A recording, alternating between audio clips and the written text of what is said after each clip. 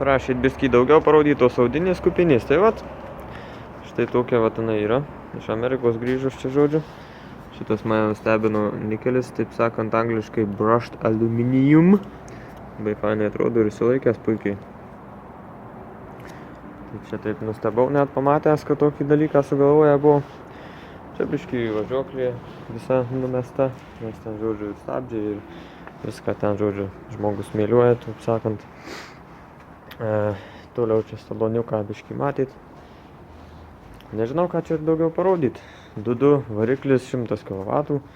Čia diržus keitėm, dangtelius nusmėliavo, nudažė. Na ir taip, žodžiu, viską po biškį prikelinėja. Čia aišku per daug nėra ką prikelinėti, tik tiek, kad stovėjus beli kiek metų, ten gal 5 ar kažkas tokio ir nieko nevažinėta, viskas užsistovėja, užrūdyja, ar ten kažkas biškį kažkur. Tai va, o šiaip kėbulo kaip ir dažyti net nereikia.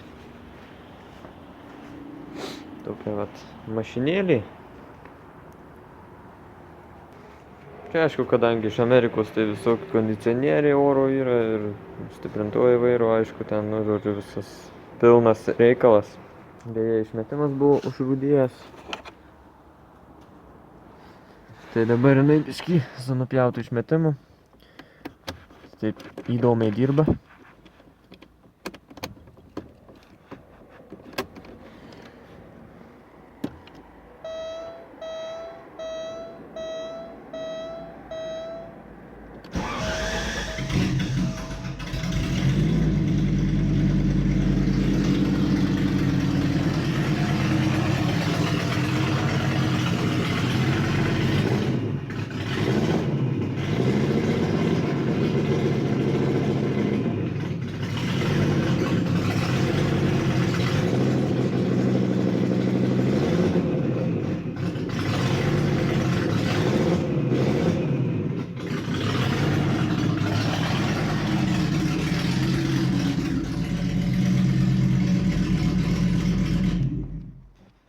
Grįžo mašina su DSG dėžė, ten kur yra mechaninė dėžė su automatinė sankaba ir automatiškai bėgius junginėja, nu ta prasme ten tiesiog pati dėžė mechaninė yra, nu bet viskas veikia automatiškai, žodžiu, esmė nėra realiai tame, bet problema yra ta, kad antifrizė yra susimaišęs antifrizas su tepalu, nes košė tokia pasidarius, balta ir na, kokia pirma mintis.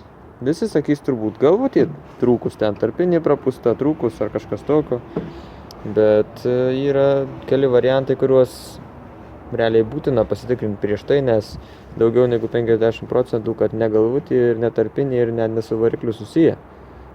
Kiti variantai tai yra kokie, tai tepalo aušintuvas, kuris yra, nu ta prasme, kur būtent tokio principu, kad antifrizas aušina tepalą, čia štai tas blokelis apačioje, jisai yra tepalo aušintuvas, gali būti, kad jisai kiauras yra ir praleidžia tepalą į antifrizą ir atvirkščiai.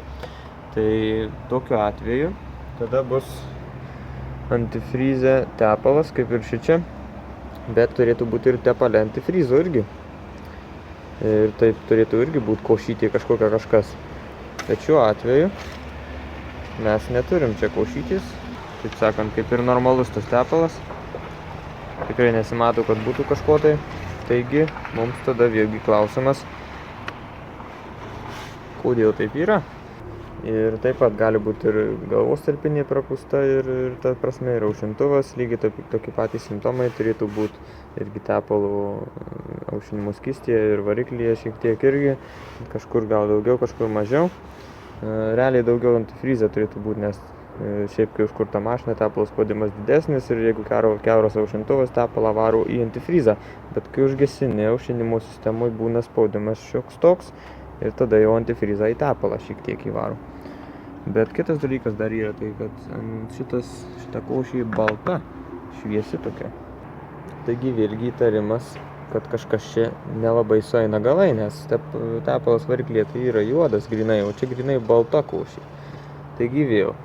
Turime mes DSG dėžę, kurioje yra aušintuvas irgi tokio pačio principo kaip ir variklio tepalo. Nuėmėm aušintuvą ir radom, kad ir dėžės tepale irgi ta pati yra košė. Na ir ką, mums nėra ką čia daugiau aiškintis, viskas aišku. Esmė tame, kad prakiuro dėžės aušintuvas. Greičių dėžės tepalo aušintuvas. Finalas toksai, kad reikia kaip minimum plauti visą sistemą šitos dėžės. Ir kas yra realiausia, tai kad reiks ją nuimti ir visą perrinkti. Dėl to suknisto aušintuvų. Ir štai taip mes išsiaiškinom problemą, kur buvo pirkta mašina, kad galvos tarpiniai prapūsta. Toksai buvo tiesiog pasakytas dalykas, o finalas toksai, kad dėžės aušintuvas. Audi Volkswagen linksmoji važiuoklė, turbūt vienintelė, kuri parsiduoda pilnais komplektais, kadangi jos byra kaip žirneliai.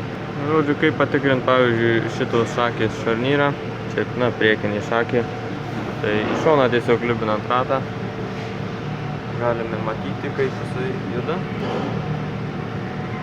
O šitą patikrinti šarnyriuką, tai reikia vartyti ratą aukštyn žemyn. Irgi galime matyti, kaip jis juda. Na, tikiuosi galit matyti, nes čia kai juda ta kamera, tai žodžiu. Apatinys tiesiog šakiai šarnyras irgi populiarusis. Tai čia tiesiog užkiša montiruotę, tarp granatos ir tos šakės ir žemyn spaudžiam. Irgi matom, kaip smagiai klipa.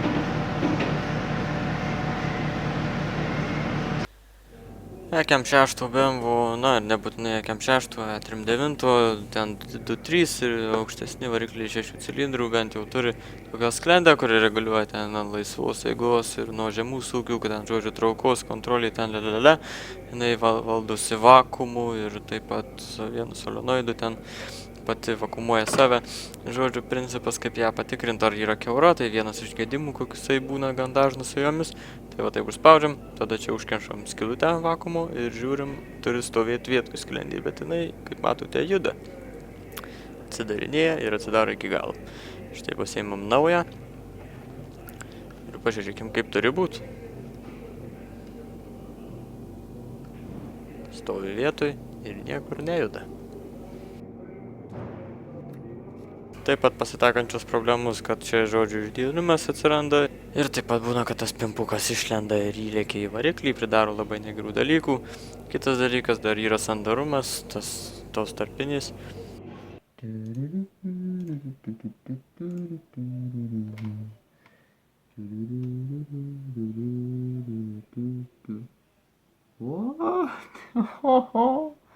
Vaikeli. Va, kai būna, kai labai ilgai nekeiti oro filtro, tai tada jis užsikiša, nėra kaip oro patraukti, tai išlupa. Smagiai taip ištraukia. Jau nebe pirmas kartas E39 kažkodėl tai pūsliai atsiradęs vanduo. Kažkaip tai kondensatas ar subėgia ar kaip. Smitame, kad pasireiškia problema tada, kai pašąla normaliai.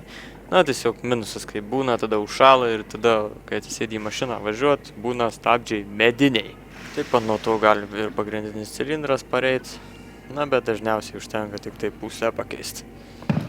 Dar retais atvejais užtenka seną išsausinti. Kągi nusipirkom kempą, kad galėtumėm dar damušti tą 30, kur reikia. Taip, žodžiu, kiek čia aš už jį mokėjau, 160 kažkur tai naujas jisai čia, garantiją metam duoda. Na čia aišku toksai vienas iš pigiausių, bet esmė, kad angliarūgštė jungiasi ten. Ir šiaip, sako, tvarkingai virina viską. Beje, vienfazis, kas man yra aktualu, kadangi čia pas mane nėra trifazio šitam garaže. Na žodžiu, tai dabar mes čia setupinam, taip sakant, visą šitą reikalą. Ir dabar ties žiūrim, turim vielą mes, kur yra. 0,8 yra skersmojos. Taigi, štai čia yra toksai ratukas, kur, taip sakant, pasirenki kokią vielą. Čia, pavyzdžiui, yra 0,8 parašyta. O čia yra parašyta 0,6. Tai mes turim 0,8. Reiškia, kad, na, ta prasme, kaip matosi, tie griuveliai irgi skiriasi jų pločiai. Kadangi 0,8, tai 0,8, nu, ta prasme, tas pasirinktas turi taip ir žiūrėti. Nes kadangi, kai mes jį įdedam, tai gaunasi taip, kad grinai tą griuvelį čia išlendantį viela ir eina. Ir varikliukas suka, vielą stumia, ta prasme, per visą šitą žarną iki pat galo. Tai principas toks vat paprastas. Dabar mes čia įdėjom, tada uždedam fiksatorių. Fiksatorius turėtų įsidėti šitaip. Tai čia tas biški gaidžiukas mums trukdo lengvai įdėti. Šiek tiek čia reikia turbūt antros rankos pasitelkimo. Arba ne. O, štai įgrūdau. Dabar turėtų čia taip pasisukti smagiai. Taip, labai smagiai pasisuko.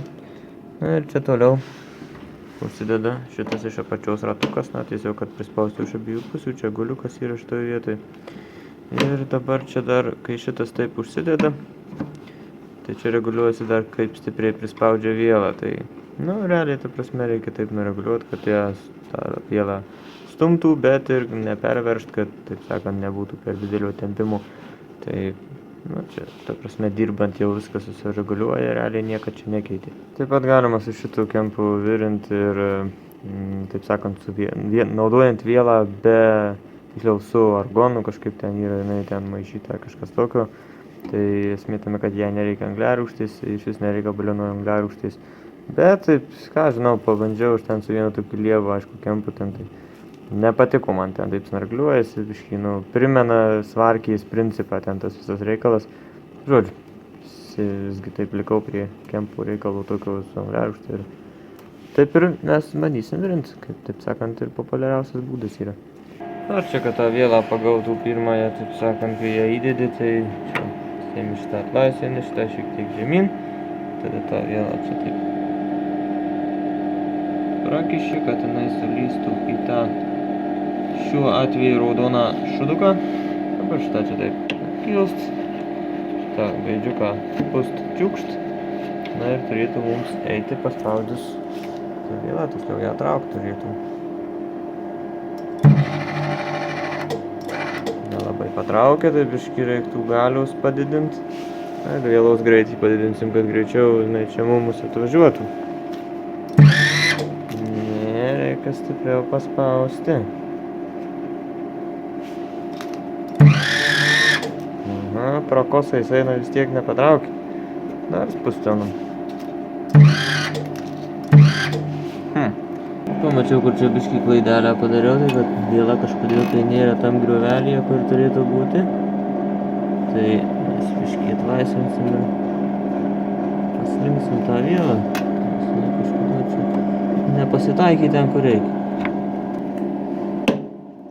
O! Pasitaikė gerai, puikumėlis dabar turėtų gerai ir kabint. Nereikia tokio stipraus prispaudimų. O, taip kabliuoja.